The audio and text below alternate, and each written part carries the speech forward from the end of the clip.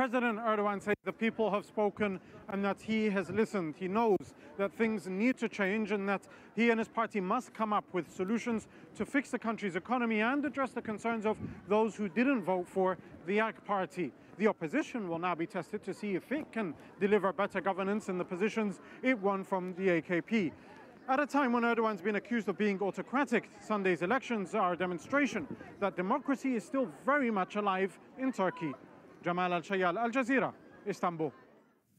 A group of former US intelligence agents helped the United Arab Emirates spy on prominent Arab media figures. That's according to a special report by Reuters. Targets for the hackers included the chairman of Al Jazeera and the host of a BBC Arabic television show. The hack was part of a UAE intelligence program exposed by Reuters earlier this year. Here's their report. I am hoping that cooler heads will prevail in Qatar. When the United Arab Emirates and its allies broke with neighboring Qatar over a host of grievances in June 2017, a group of American hackers working for a secret UAE spy program sprang into action. As first revealed by Reuters, those American operatives had once worked for the NSA and other U.S. spy agencies, but they now worked as part of a UAE cyber squad called Project Raven, using skills they learned in the U.S. to spy on opponents of the UAE monarchy. The team of Americans now turned those skills on American ally Qatar, as the UAE, joined by Saudi Arabia, Egypt, and Bahrain, imposed a blockade, accusing Qatar of financing extremist groups in the region.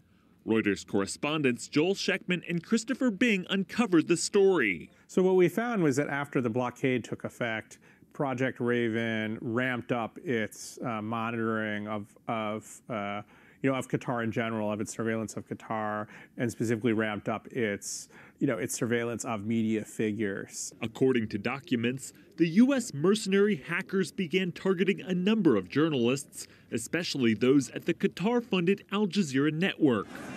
Gulf countries viewed the network's expansive coverage of the Arab Spring uprisings as a deliberate attempt by Qatar to fuel opposition to their monarchs. Al Jazeera says it's an independent news service giving a voice to everyone in the region.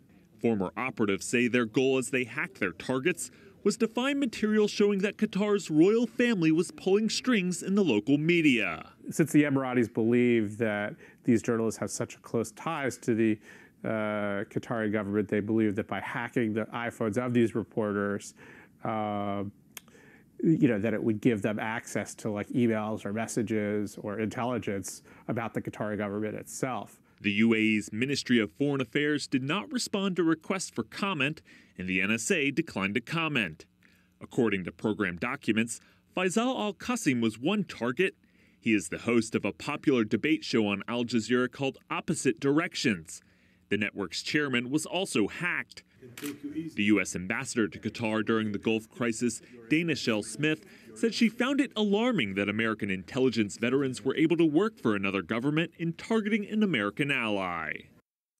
Well, Bill Law is a journalist and the Middle East analyst at the website thegulfmatters.com, and he says the latest revelations won't bring feuding GCC members any closer to a resolution.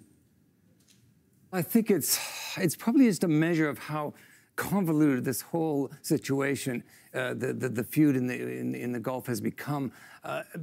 America initially backed the Emiratis and the Saudis against Qatar, and then when Donald was pointed out to Donald Trump, well, actually, Al Udeid air base is in Qatar. This is very important in terms of security in the war in Iraq and indeed Afghanistan. Trump went, oops, and America started to back off, and indeed now America probably is more supportive of Qatar than they are of the Emiratis. There were some signs that there was some softening of the feud. We saw some things happening in meetings and think, well, perhaps we're going to see a break to this feud, which actually benefits nobody. Facebook has removed hundreds of fake accounts and spam pages linked to political parties in India and Pakistan's military. Facebook says the accounts were created to manipulate social media users. Pages supporting India's main opposition Congress party, as well as the ruling BJP, were removed in the run-up to national elections. A cholera outbreak in Mozambique in the wake of Cyclone Idai has claimed its first victim. More than 1,000 cases have been recorded so far. The World Health Organization says a massive vaccination program will start on Wednesday in the Mozambican city of Beira. Cyclone Idai has contaminated water supplies, creating the conditions for cholera to spread. More than 800 people were killed by the storm in 3 countries, a figure rescuers say is likely to rise. A severe storm has swept a path of destruction across southern Nepal. At least 31 people are known to have been killed and hundreds injured, but rescue and recovery crews have yet to reach some remote areas. Sabina Shrestha reports now from Parsa district. Telephone poles snapped like toothpicks. Collapsed homes, vehicles overturned. Sunday night storm left a trail of destruction in the Bara and Parsa districts of southern Nepal. As well as the dead and injured, government ministers say at least 100,000 Nepalis are affected. The doctor in charge of this hospital in Parsa says he's lucky to have survived. I was on the road and the bus in front of me flipped. I had to do CPR on people on the road. Many people here have head injuries and many have broken their arms and legs. Doctors here have been working around the clock, and patients who sustained more serious injuries were taken to other hospitals, some to the capital, Kathmandu. The storm hit around 7:30 in the evening, just around dinner time. The fierce winds brought down many of the wood and mud houses, some almost like matchsticks, crushing people and trapping them in between. Nepal's Prime Minister has visited some patients. So far, the question of rescue process is satisfactory because the doctors and the hospital and other social workers are doing their best, and available equipments, available facilities are being used properly. It's all of a sudden. Security forces have been mobilized to help rescue operations, and local groups have started to distribute aid, including food and medicine. Many here are still recovering from the shock and the force of a storm never seen in their lifetimes. Sabina Shrestha, Al Jazeera, Parsa district in Nepal. A severe storm has swept a path of destruction across southern Nepal. At least 31 people are known to have been killed and hundreds injured, but rescue and recovery crews have yet to reach some remote areas. We've just heard that story, so we'll move on. The Trump administration has directed Customs and Border Protection to speed up the deployment of 750 officers to southern U.S. border. They're being moved to handle an influx of Central American migrants arriving at the border with Mexico and stop them from trying to enter the U.S. illegally. And Washington says it will ramp up its efforts to return asylum seekers to Mexico. New York will become the second state in the United States to stop shops from providing plastic bags for most purchases. The ban, which was passed as part of the state's budget negotiations, signals a growing concern nationwide. Kristen Salumi has more.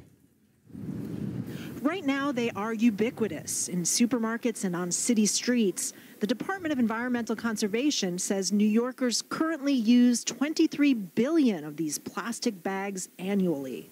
But their convenience has given way to concern about the environment as more and more plastic ends up in our oceans, waterways, and waste streams. New York joined California and dozens of municipalities this week when the state legislature passed a ban on most single-use plastic bags. I think it's a good idea. Why is that? Because it hurts the environment. Plastic bags are tough to degrade, so I think we should move ahead. It's good for environment, good for everybody. The legislation allows local governments to impose a 5-cent fee for paper bags. 3 cents will go to the state's Environmental Protection Fund. 2 cents will be kept by the municipality. Some shoppers think the state is taking things a bit too far, imposing more cost on the consumer. If they want to inspire people to carry their groceries, clothing, sip their drinks in something different, maybe have a discussion about it. There will be some exceptions to the ban. Plastic will still be okay for takeout food from restaurants, for example. But the goal is to get people to bring reusable bags with them every time they go to the grocery store. The ban will go into effect in 1 year. Kristen Salumi, Al Jazeera, New York.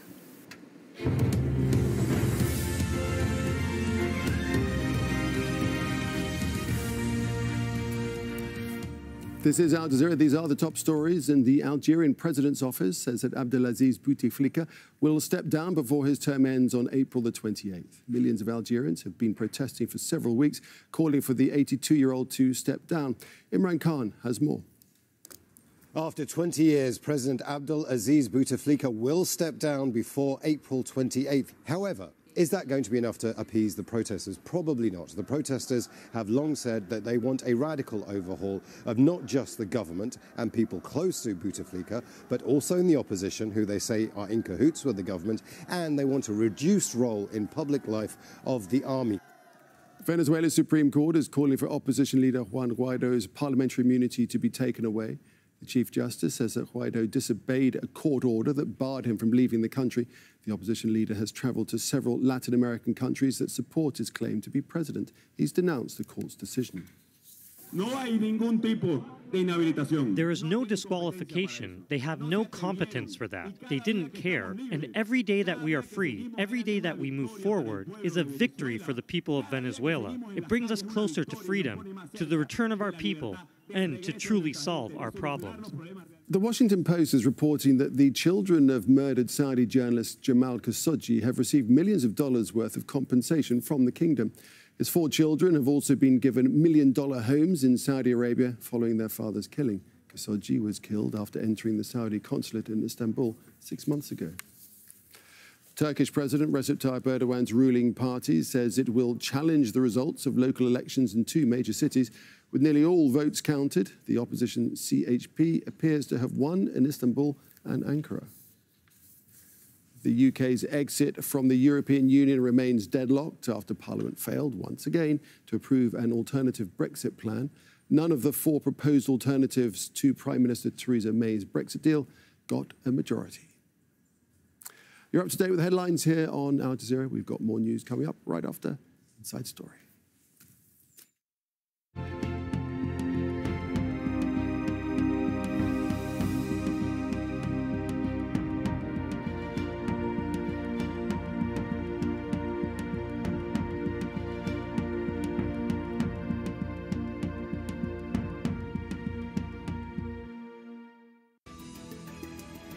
The United Nations peacekeeping mission in Mali has been called the most deadly on earth. Many soldiers have died trying to calm this West African nation that's in the grip of armed groups. And now some countries are pulling their troops out just when the violence is spreading. So what's next for Mali? This is Inside Story.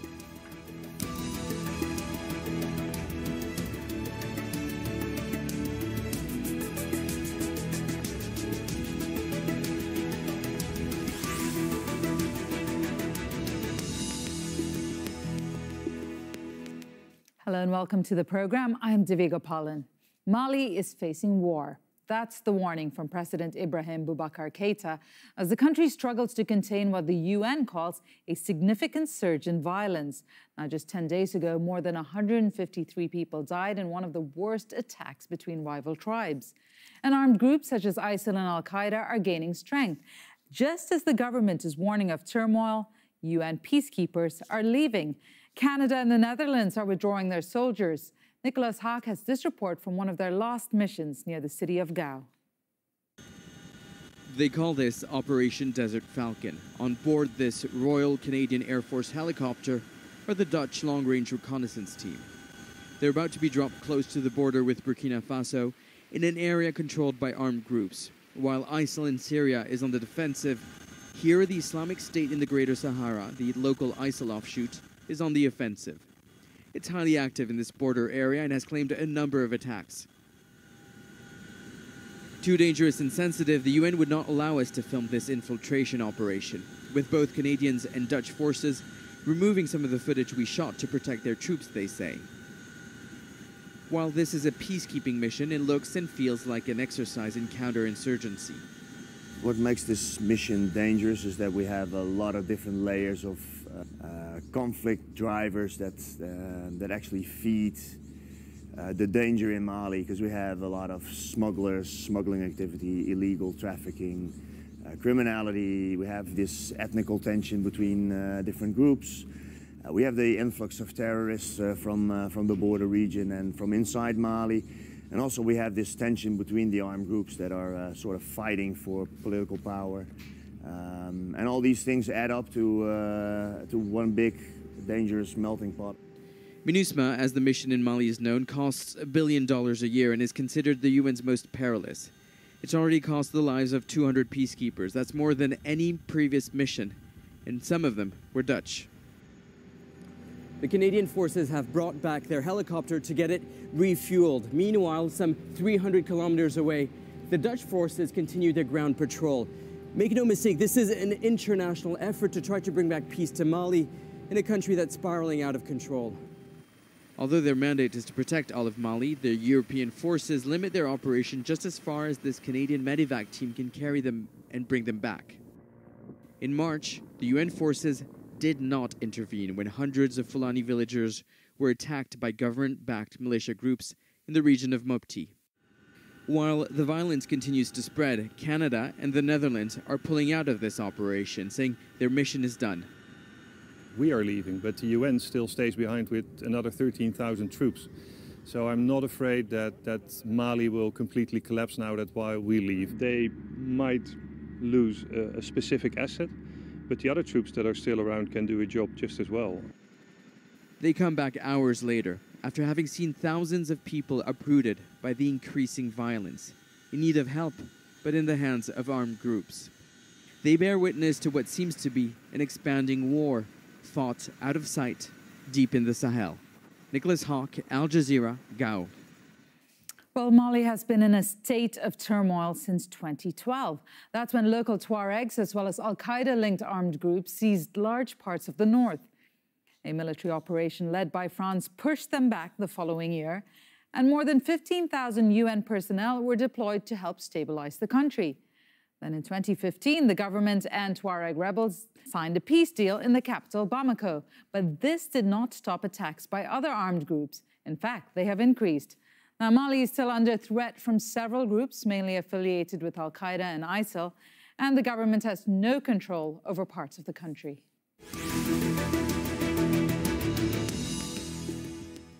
We can now bring in our guest. Joining us from Paris is Marie-Roger Bilowa, Chief Executive Officer for MRB Networks.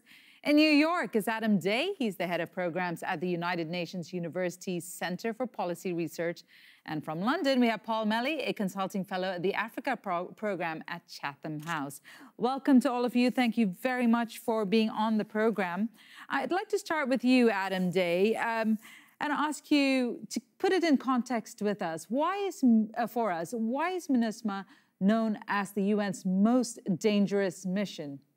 Thanks so much. I mean, for very basic reasons, it has the highest number of casualties, 195 casualties since its deployment, and it is facing asymmetric threats that don't exist really anywhere else in the UN system, although there are other challenging environments. And so it really is that immediate threat, but it also has to do with the scope of the mission. The mission is deployed over a huge area, often without the resources to necessarily cover that area with the mandate it's given. And as you see the conflict spread from the north down to the center and across the region, it's being asked to do more with the same amount of resources that it had before. So I think it's that combination of immediate threat with 100 IEDs last year alone and that spread of the mission quite thinly across a very large territory, which gives it that reputation as the most dangerous place to be in peacekeeping. Marie-Roger Bilowa, we've been saying the point of this whole discussion is the fact that international troops are pulling out. Why is it necessary for there to be international peacekeeping forces there of this extent? Why can't the government of Mali itself deal with the security situation, or African troops combat these conflicts? Okay, first of all, the Mali government has shown its inability to deal with the question. The issue with the north of Mali has been lingering for decades, and it didn't start in 2012. It started maybe like 20 years or 30 years ago, or since even the colonization. So, the situation has been worsening over the years until we came close to the jihadists taking over the whole country, and the French troops stopped them. So it was clear that on a military point of view, the Mali government is not able to deal with it alone. So whenever this kind of situation occurs in Africa, or mostly in Africa, let's say so, there is a need, there is a feeling that people need an international force. And that's what happened after the French came to rescue Mali upon request of the Mali government. It was difficult for them to stay alone there without reminding too much of a colonial force. So they wanted to be helped or joined by some other countries, especially by the UN, under the cover of the UN. But the problem is that it appears that the issue is not only a military issue, and you cannot deal with that only with troops, as is a lot of people around there, a lot of troops, like 19,000 or 14,000 has been changing. And the results are very meager.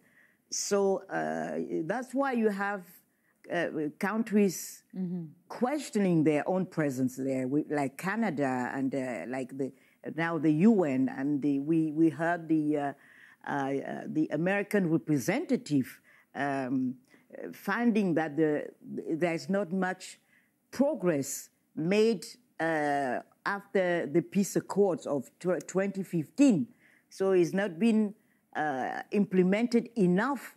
Indeed, and that is something I would like to discuss going forward in this discussion. But let me bring in Paul Melly. Can you explain to us why it's such a complicated situation and the dynamics that are happening on the ground with the civilians and then with the troops themselves?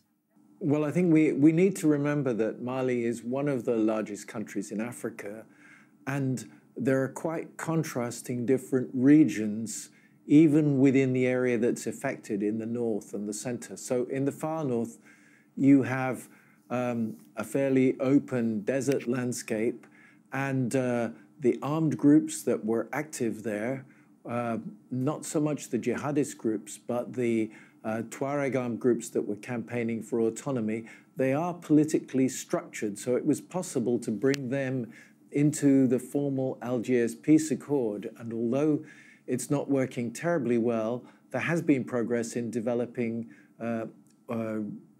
decentralized regional authorities in the 5 northern regions, and with the former separatists holding political roles in several of those authorities.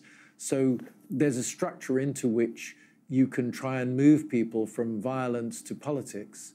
But in the center of Mali, which is much more densely inhabited and which is a very different landscape, and is much more, if you like, normal Sahelian rural West Africa, farming and pastoralist communities, there you have intercommunal conflicts, pressure on land, competition for grazing, for water, and those conflicts have been then given an extra edge, if you like, by the engagement of jihadist groups. But the actual roots of the crisis are very different from those in the far north, and the conditions are very different. And so this is a really difficult challenge, whether it's for the UN force MINUSMA or for the French force Barkhane, or indeed for the Malian national security forces, because this environment in the center of Mali is a very complicated social arena in which there isn't really the same degree of political organization able to deliver a peace accord to which, as it were, structured groups can sign up. So in the north, you still have occasional very serious terrorist attacks, but at least you have a political understanding. In the center of the country, we haven't got that far yet. We still have, as the horrible massacre a week ago showed, with more than, I think it was 135 Peul Fulani pastoralist villagers murdered. by a local militia group, a community militia group that had nothing to do with jihadism. We've got these really deep-rooted local problems, and that's a very difficult and different setting for the UN to operate in, and that's one reason why the Sahel countries are now developing their own joint regional force to operate using local troops in these more populated areas. So in that sense, then, Mr. Day, why is it that the UN is so concerned about Canadian troops pulling out, so concerned that they took the unusual step of requesting them to extend their stay? What is the void that they're afraid of? Well, first, I think, just to expand on Paul's point, is that the protection risks that have moved into the center of Mali really result from the vacuum in the government's ability to provide security there.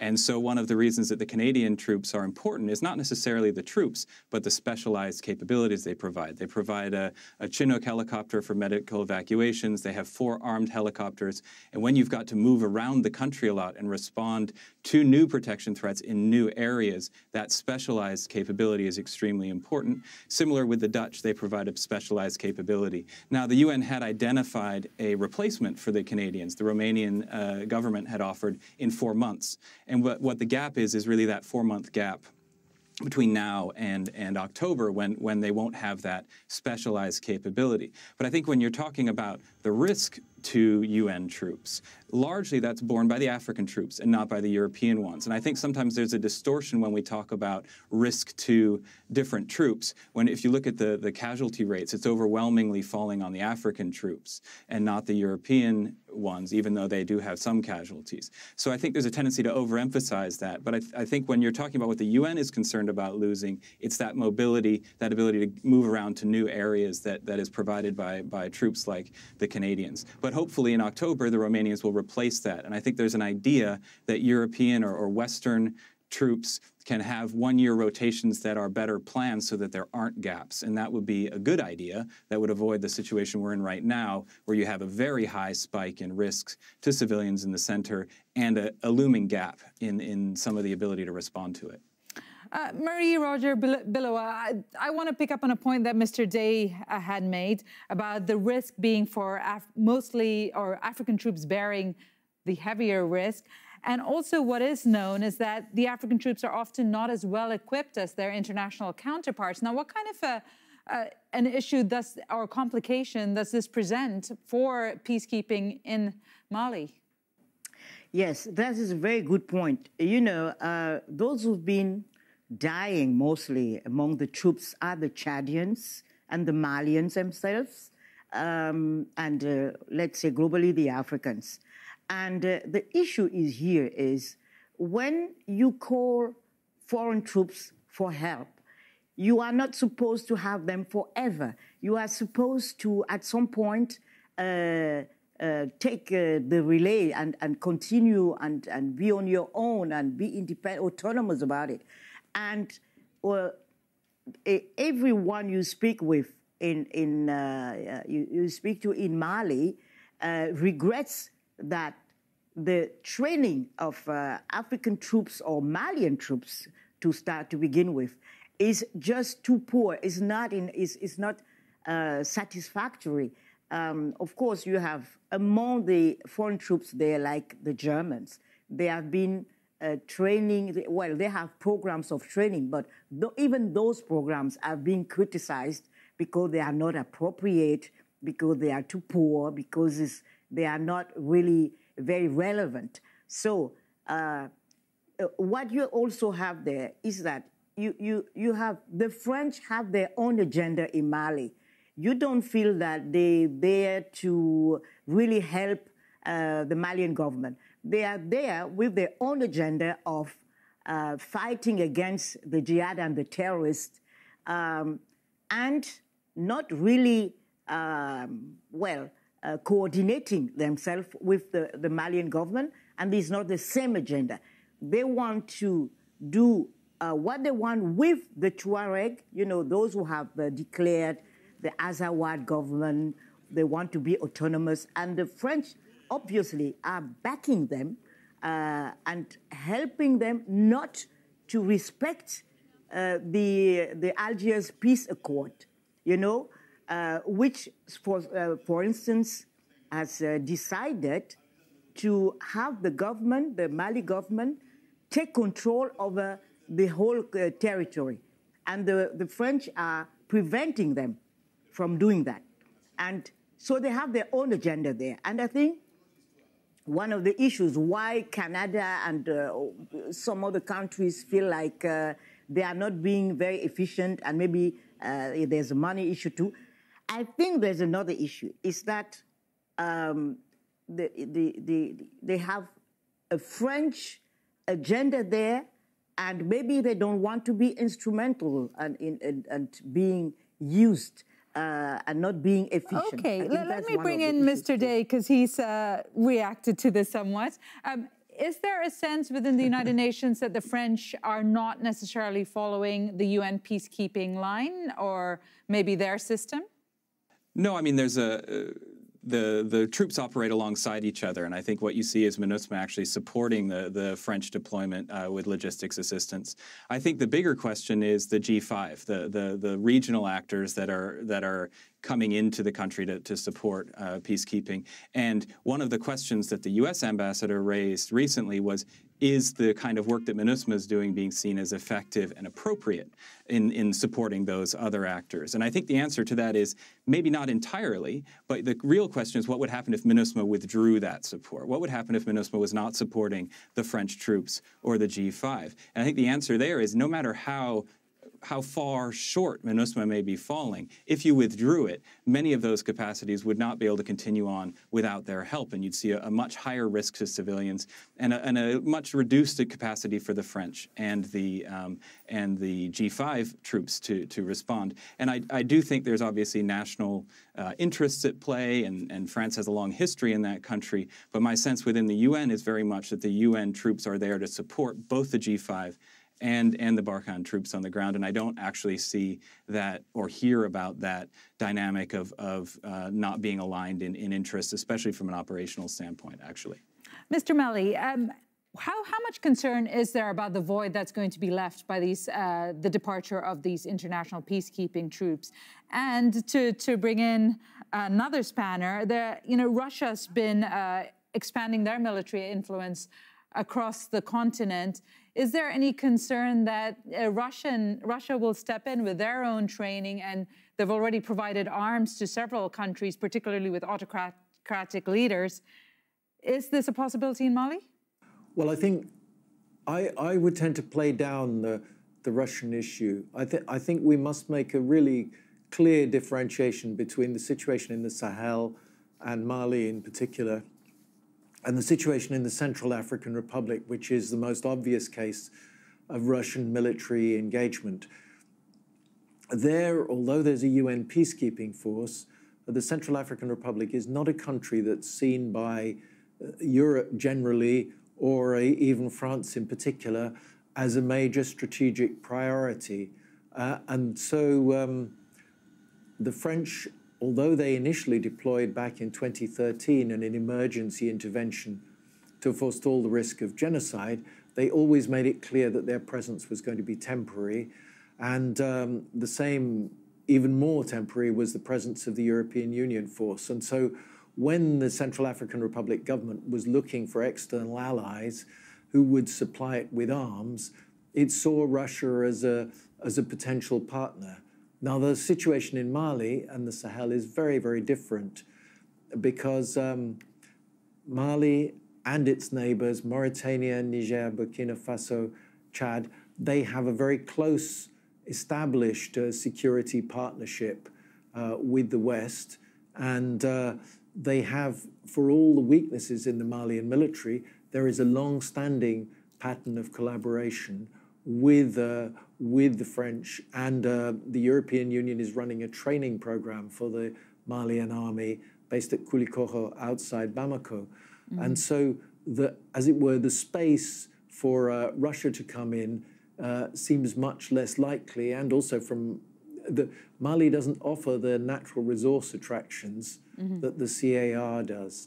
And I think another point that's worth making, going back to the comments that the other panelists have made is the importance of remembering that Mali is a very complicated situation in which different players are, the aim is that they fulfill, as it were, different roles. So the role of the French in the far north particularly is to engage in the sort of proactive campaign against jihadist groups, which the UN force MINUSMA is not empowered to do under its mandate.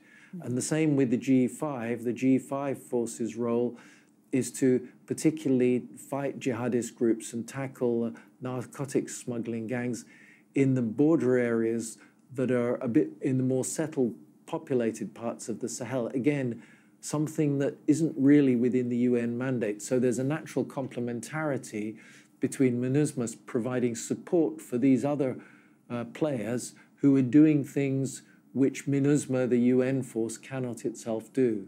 Okay. Ms. Billow, I promised to get back to you about the peace accord. So very briefly, we have very little time left in the program. Can you tell us where we are with this peace accord and if it has achieved anything at all? Okay. Well, the peace accord is something, that the single peace accord which is valid for now, even if, to begin with, some of the points were not really very peaceful, like, let's say problematic, like encouraging only those who took up weapons, and so they have like I would say the Tuareg movement, the Azawad autonomous groups, they had sort of an advantage over other populations in the area, in the northern area. And that's one of the problems rising right now, because they are a minority in the area they claim, and there are other communities who were not part of a conflict and who feel disenfranchised. And with that, we'll leave it there. Thank you very much, Marie Roger Billow with MRB Networks, Adam Day, United Nations University Center, and Paul Melly from the Chatham House. Thank you all very much for joining us today, and thank you for watching. You can always see this program again anytime by visiting our website. That's on aljazeera.com. And for further discussion, you can always go to our Facebook page. You'll find that at facebook.com/AJ Inside Story. And you can also join the conversation on Twitter, and our handle is @AJ Inside Story. From me, Divya Gopalan, and the whole team here, it's goodbye for now.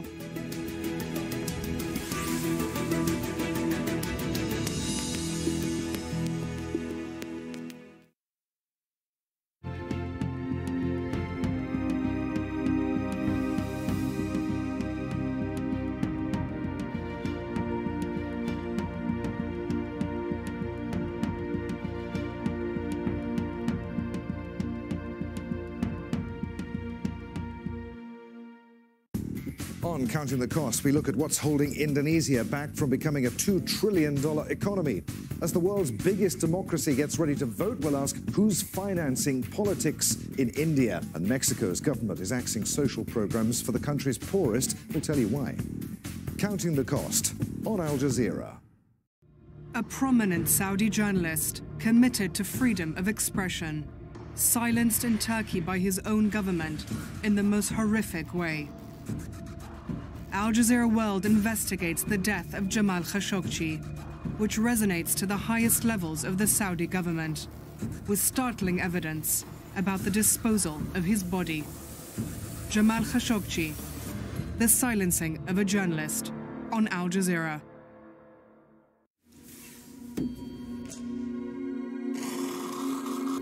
We understand the differences and the similarities of cultures across the world. So no matter how you take it, Al Jazeera will bring you the news and current affairs that matter to you. Al Jazeera.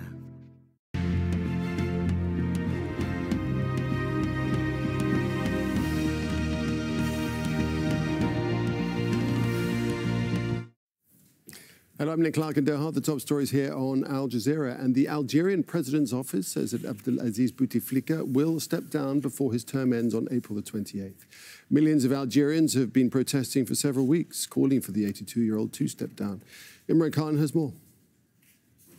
After 20 years, President Abdelaziz Bouteflika will step down before April 28th. However, is that going to be enough to appease the protesters? Probably not. The protesters have long said that they want a radical overhaul of not just the government and people close to Bouteflika, but also in the opposition, who they say are in cahoots with the government, and they want a reduced role in public life of the army.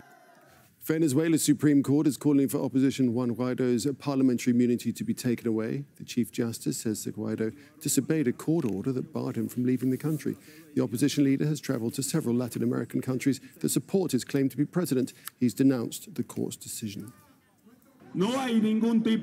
There is no disqualification. They have no competence for that. They didn't care. And every day that we are free, every day that we move forward, is a victory for the people of Venezuela. It brings us closer to freedom, to the return of our people, and to truly solve our problems.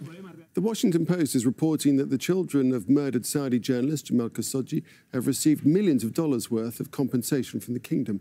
His 4 children have been given million-dollar homes in Saudi Arabia following their father's killing. The paper says they've received payouts worth tens of millions of dollars and large monthly payments. Khashoggi was killed after entering the Saudi consulate in Istanbul 6 months ago. Well, Halil Jarshan is executive director at the Arab Center at Washington, an independent research organization, and he says the latest revelations have tarnished Saudi Arabia's reputation even further. If that is the intention, for it to serve as a financial incentive to remain silent, I think that will be a very negative purpose, both in terms of the reputation of the kingdom and the attempt, at least publicly, by the kingdom to try to settle this issue. If it's simply meeting cultural demands or requirements, while allowing a credible legal process to proceed and to find the guilty party and punish that guilty party according to the ongoing legal system in Saudi Arabia, with, like I said, with an open court, with observers, international observers, then so be it. But alone, as a financial incentive, I think, frankly, it's an insult to Jamal's memory. Turkish President Recep Tayyip Erdogan's ruling party says it will challenge the results of local elections in 2 major cities. With nearly all votes counted, the opposition CHP appears to have won in Istanbul and Ankara. Many see the election as a referendum on Erdogan's government, which has been battling a recession. The UK's exit from the European Union remains deadlocked after Parliament failed once again to approve an alternative Brexit plan. None of the 4 proposed alternatives to Prime Minister Theresa May's Brexit deal got a majority. The UK is now just 10 days away from exiting the European Union without any deal. A cholera outbreak in Mozambique in the wake of Cyclone Idai has claimed its first victim. More than 1,000 cases have been recorded so far. The World Health Organization says a massive vaccination program will start on Wednesday in the Mozambican city of Beira. Cyclone Idai has contaminated water supplies, creating the conditions for cholera to spread. More than 800 people were killed by the storm in 3 countries, a figure rescuers say is likely to rise. The Trump administration has directed Customs and Border Protection to speed up the deployment of 750 officers to the southern U.S. border. They're being moved to handle a surge of Central American migrants arriving at the border with Mexico and stop them from trying to enter the U.S. illegally.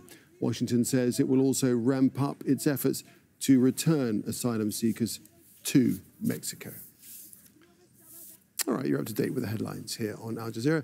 We've got more news coming up right after Jerusalem, a rock and a hard place.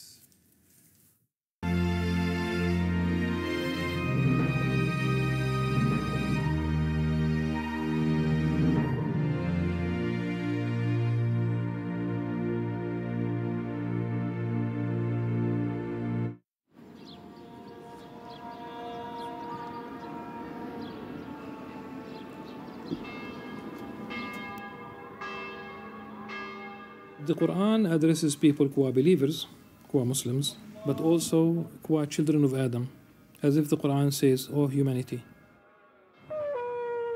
For the Jewish person, Jerusalem runs through not just our psyche, our part of our soul, but is in the veins and the blood of every single Jew, no matter where they are in the world. This is apartheid in the 21st century. It is inhumane. The same God that creates the world can decide to give this land to his people, the Jewish people, which in fact he did. People are more important than land. And this is something that the Zionist movement couldn't understand. Some voices inside Israel think, let us improve the conditions in the cage, without understanding that we Palestinians refuse to live in the cage to begin with.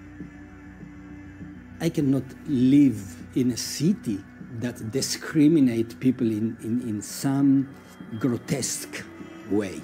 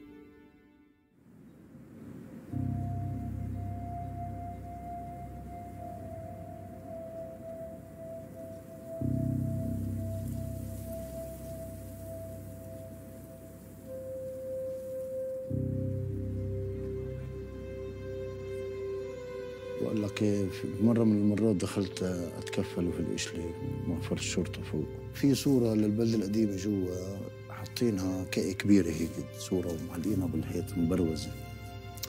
كل دار اليهود حاطين لها موجودة جوا السور معلمينها بعلم إسرائيل.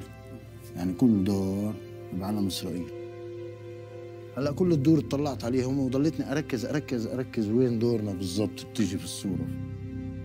فركزت اللي هم كاتبين عليه حاطين علم اسرائيل بس كاتبين جنبها كله مش مكتوب جنبها الا دورنا مكتوب جنبها ليف يورشليم قلب القدس.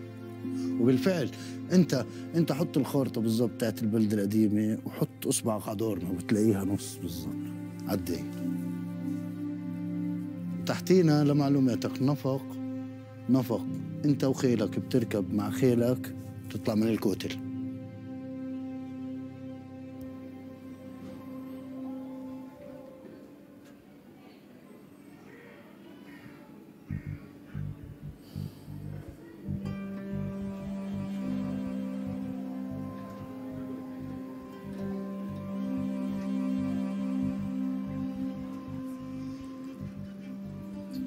إنه لما كنت أقعد على السطوح وأطلع على الأولاد كيف بيروحوا وبيجوا خلص أتضايق أحكي ليش أنا هون وهم تحت وهيك يعني إنه بس أصعب شيء.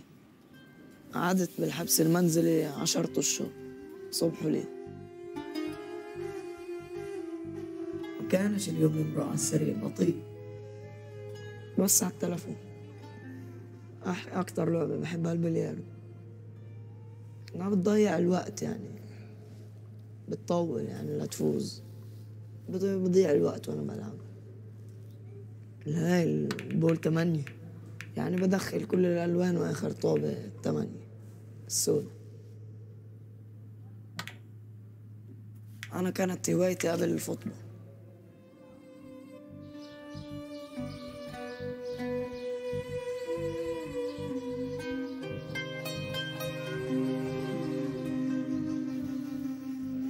نحن مقدسيين أبا عن جد. إحنا سكان القدس من 1850.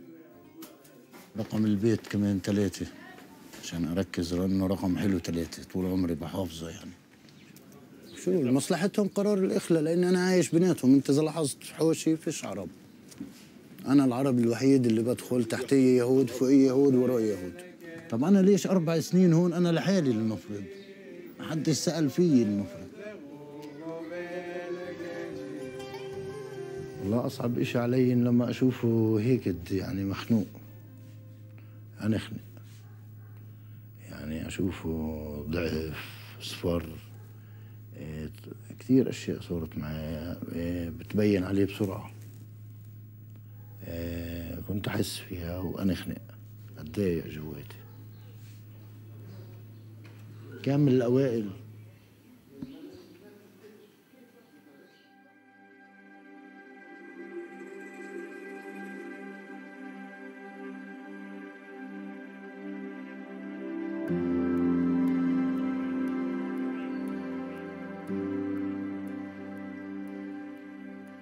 أول إشي أحكي لك على قصة الدور. ترحلنا دخلنا البلدة القديمة وبعدين أجرت اليهودية ب52 وطلعت على أمريكا. أجرت كل العقار هذا لعائلات مش بس إلنا. الدور اللي بالحارة كلها اللي لليهود ارتفع عليها قضايا قبلنا ب10-15 سنة. اليهود أو اللي بتابعوا العقارات تاعون البلدة القديمة ما هي مجموعة. أنا إلي 4 سنين بقاتل في دولة. المحامي تبع المستوطن اللي قبالي أخت ومرته قاضية بمحكمة الصلح. يعني الدولة كلها في إيديهم. بس بحرك إسرائيل كلها. محامي. إحنا قانونيين. أنا متجوز وأبوي عايش. يعني أنا كمان محمي. اعتقلوني مرة وأنا صغير عمري 11 سنة وروحت منها. قال ضارب حجر بالأقصى. وصاروا يعرضوا للقاضي إنه كسر بساط ومش بساط. بعديها نزلوا لائحة الاتهام وصرت أطلع عليها محاكم. طلعت يمكن 20-30 محكمة وهي آخر واحدة ب18.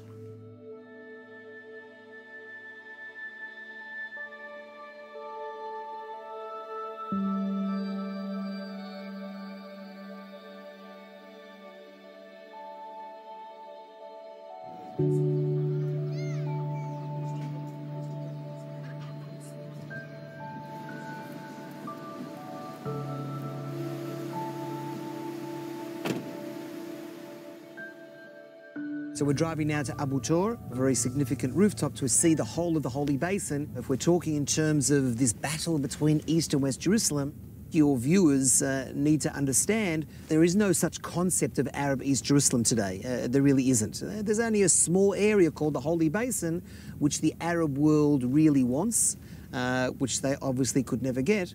The battle or the conflict is over one particular area, which is the Old City and the area around the Old City.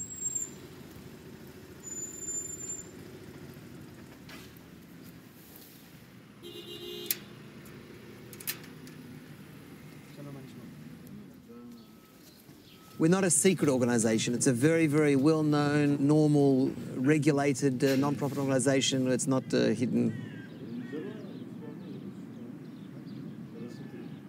From here, you get to see what we call the centre of the Jewish world, centre of Jewish life, history, heritage. Everything about our connection to Jerusalem, Yerushalayim, starts and has continued for 3,800 years from here. I like calling it the pumping station of the Jewish world. Jerusalem runs through not just our psyche, our part of our soul, but is in the veins and the blood of every single Jew, no matter where they are in the world. There's 225,000 Jews living in East Jerusalem today. Nobody is moving those 215,000. My parents were brought up in a very Zionist, traditional and religious home, and it was obvious that one day they would come to Israel, which they did when they got married. In fact, I was, in some ways, started off my life here because I was conceived here in Israel. But at some point, my mum, who was pregnant, went back to Australia, and that's why our branch ended up in Australia. And 25 years ago, I basically returned home. My body may have been in Australia, but that's all. And Australia's a beautiful country, but it was never, I can't really refer to it as home. Home has always been here. You came here when? 3,800 years ago. No. When did you come? I came here 3,800 years because there is no difference between the hosts of Jews that have lived around the world and have tried to come back here. Every religious Jew and every traditional Jew that speaks about Jerusalem also believes that there will be the third temple. It's not something that we can actively do today because something else exists there that has to be respected. I'll say that again. But that doesn't stop a Jew from believing, dreaming, and even praying that one day God's house will be there. That third temple will be on the Temple Mount. And obviously we don't have the right atmosphere today, the right conditions for that. And that's why we're part of what's called the unfolding redemption process. Call it the Zionist dream, which is being realized. That's taking place here, and we're part of that. The same God that creates the world can decide to give this land to his people, the Jewish people, which in fact he did. There was nothing here. This was desert. Remember, there was nothing outside the walls of the old city. So when I hear Arabs today talking about they've got a connection here for generations, no such thing. The only people that are a connection here, the only people with sovereign rights here, are the Jewish people. There's never been an Arab state here with the capital of Jerusalem. There's never been a Palestinian state here. This talk about Palestine, I've never heard of anything more absurd. The Philistines were mentioned in the Bible. The Palestinians who lived in Jericho 12,000 years ago knew how to cultivate the land. And in fact, we know this because they have stored wheat.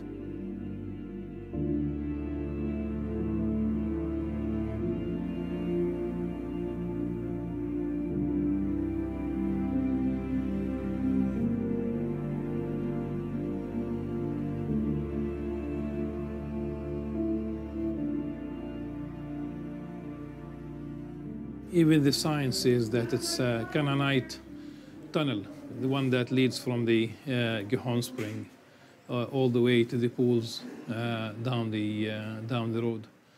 I used to come with my maternal grandmother. Literally, she used to come and have basically her bath right here when we were young. And that's exactly where Jerusalem began. It began precisely because of this spring, the only spring in the region.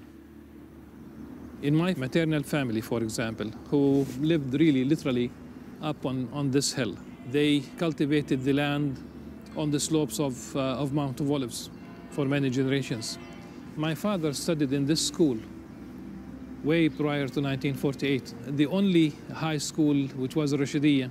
My parents' home, my grandparents' home, paternal family, they are just 3-4 minutes from here.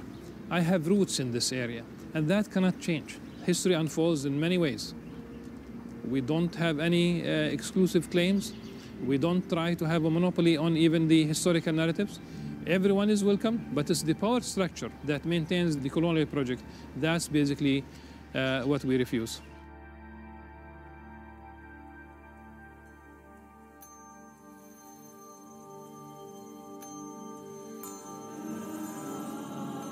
I'm a Jerusalemite, I'm a Palestinian, I'm a Christian.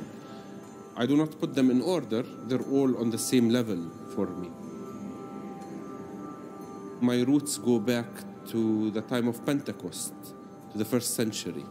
There are 13 traditional Christian families in Jerusalem. It's the place where my grandparents met, my parents got married.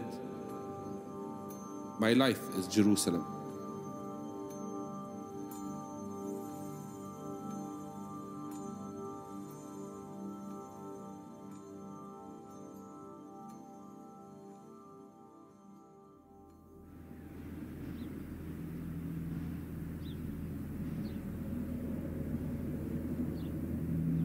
This was a business hub for Palestinians in Jerusalem. I remember when I was a little kid, I would come with my family. This was the most expensive part of Jerusalem. It was an industrial zone. Israel decides to build a wall that connects a street. There used to be a street that connects with all of the different communities in East Jerusalem. They come, they build a wall, and they shut it, and they say, you are no longer have access to your neighbor. You no longer have access to your school. You no longer have access to your work. The alternative for somebody is to travel for an hour or 2 hours to possibly make it to work, to possibly make it to school, making it for students, Palestinian students living in Jerusalem, to access their school that they used to go to with their classmates and their friends. It is you have to pay quadruple. Israel does not want the bad image of bringing their soldiers in and forcing people to be evicted from their houses. Today, in the 21st century, Israel uses new techniques. They make it impossible for you to live in these neighborhoods so that you willingly leave. Because if you need access to health care, there's no access to health care in this area. If you need access to a job, there's no jobs in this area. There's no social life. It's empty. It's a ghost town.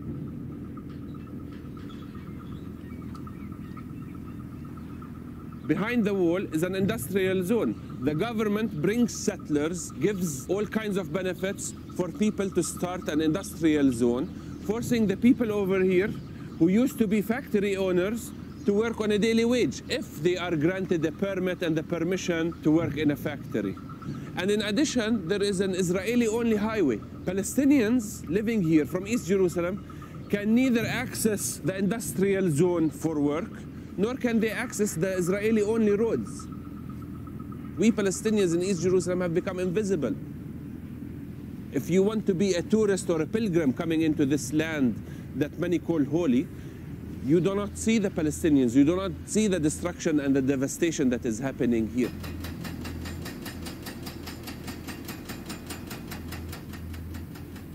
There's plenty of narratives happening in Jerusalem, but the reality is one: segregation, occupation, discrimination, injustice. This is apartheid in the 21st century, and the world is silent. Communities within churches have been divided. Communities in schools have been divided. Families have been separated. If you are on that side of the wall and on that side of the wall and you decide to get married, it's easier to apply for immigration and to move to Canada or the US, and this is what happened with with family members of mine, than to live over here and to go through the bureaucracy of the Israeli government.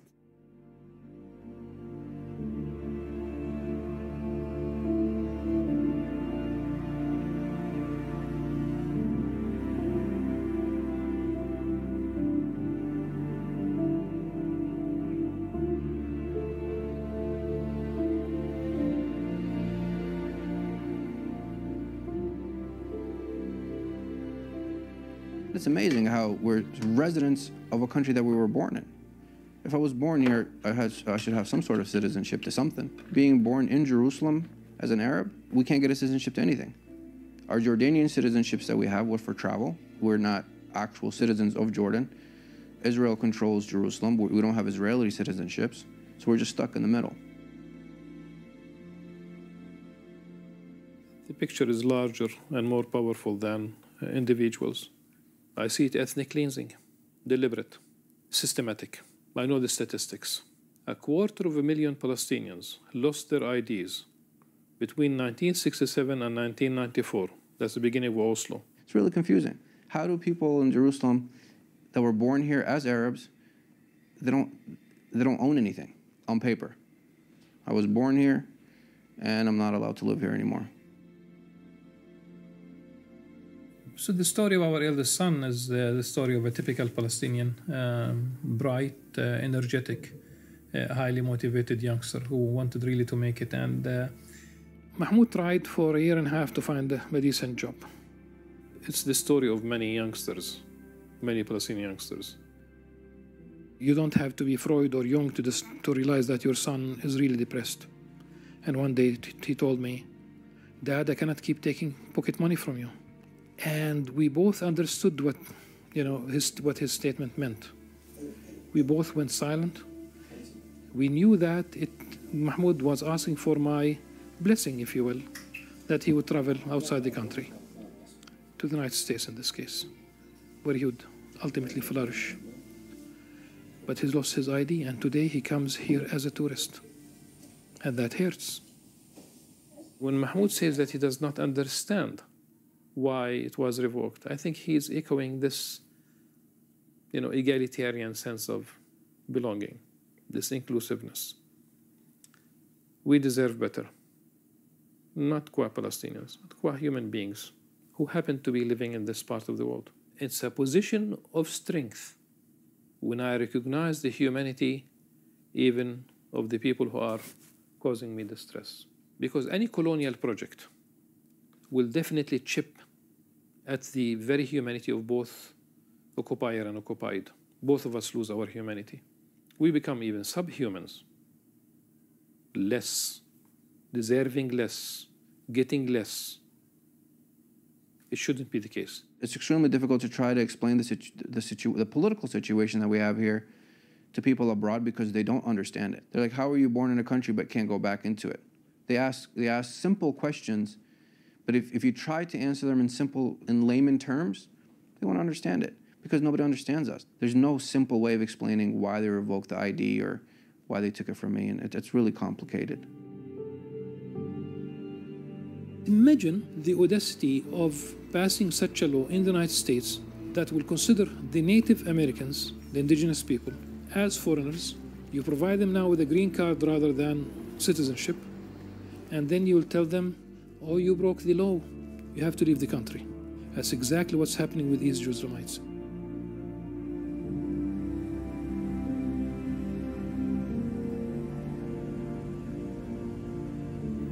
Since the morning, we've only been traveling in less than 1 kilometer square. But we have to travel around 30 kilometers to reach from one point to another, from a Palestinian neighborhood to another. We are within 1 kilometer square from the ghost town. Still in Jerusalem. Kalandia is Jerusalem. And the wall does not represent the borders of the city of Jerusalem. We are circled by Jewish-only roads, settler roads, Israeli roads, industrial zones, military installations. But when it comes to tax paying, everybody in this neighborhood and in all of the adjacent neighborhoods pay taxes to the municipality. While if you are a Palestinian neighborhood, you do not get any benefits back from the municipality.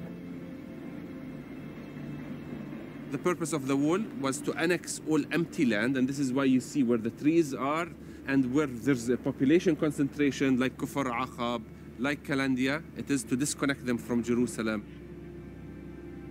In one night, the Israeli army came with bulldozers, and they came and they said, we're demolishing 18 homes. And they destroyed the whole structures. Even the commander said, you no longer need to watch Al Jazeera or TV or the news to see Syria. We're making a new Syria here. And just going around the city over here, you will see one house after another being destroyed, brought to ruins. When it comes to East Jerusalem, 4 out of every 10 houses is under demolition threat or already has demolition orders being processed. Israel knows it's destroy houses, you destroy families. And when you destroy families, you destroy communities.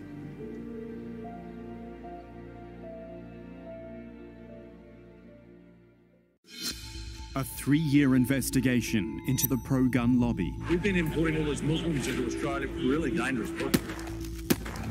Reveals secrets. I mean, you want to put messaging out there that'll get people outraged, get them mad. And connections some don't want exposed. Many in legacy media love mass shootings. Don't mess with me. Al Jazeera Investigations. How to Sell a Massacre on Al Jazeera. In a world where journalism as an industry is changing, we at Al Jazeera are fortunate to be able to continue to expand, to continue to have that passion, drive, and present the stories in a way that is important to our viewers. Everyone has a story worth hearing. We cover those that are often ignored. We don't weigh our coverage towards one particular region or continent, and that's why I joined Al Jazeera. 21. The teenage years are left behind. Still trying to find my place, trying to see where I fit in to the whole picture. And adulthood begins to take form. I do cook occasionally, but Greg doesn't really want me to. He wants me to stay off my feet. In 2006, South Africa Up revisits the children of apartheid for the 3rd time. And much has changed over the past 14 years. 21 Up South Africa on Al Jazeera.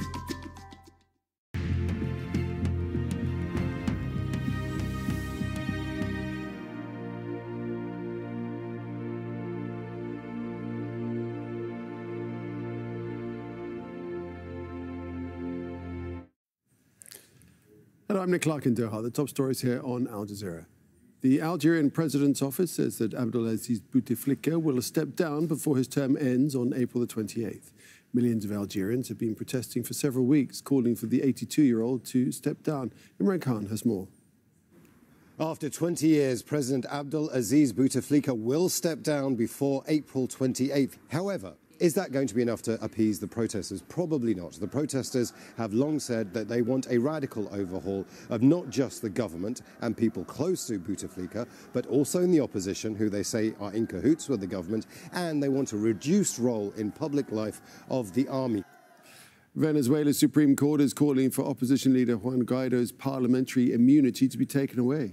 The Chief Justice says that Guaido disobeyed a court order that barred him from leaving the country. The opposition leader has travelled to several Latin American countries that support his claim to be president. He's denounced the court's decision.